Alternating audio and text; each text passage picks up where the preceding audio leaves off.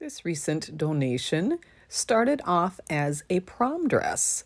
Barbara wore it for her prom in 1964 at Cathedral High School in Omaha, Nebraska. The dress was purchased at Kilpatrick's in Omaha. It sat in her bedroom closet after prom until she was engaged in 1966.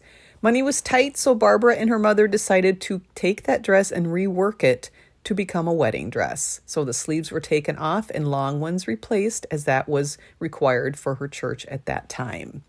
And they also bought matching fabric to make a train for the dress. And there's a picture of Barbara on her wedding in 1966. Flash forward 61 years later, she moved it multiple times. She was divorced and contemplated burning it in a bonfire. And believe it or not, this is not the first time that somebody has told me that they were contemplating burning their dress in a bonfire. Family members thought it was too dated to wear, and she just didn't. She tried to find a place to donate it, and long story short, a friend of hers told her about me, and now I have it, and I thought, yes, let's give it some new life. So I don't normally do makeovers on dresses. I typically just clean them and kind of keep them as they are. There's been, obviously exceptions. But this one I did decide I thought it would be nice to kind of give it a little makeover. So I decided to remove the sleeves and make it a kind of that classic 60s sleeveless tank style wedding dress. And so then I did some facing on those armhole seams, and then I didn't want to soak the whole dress. It's an acetate taffeta.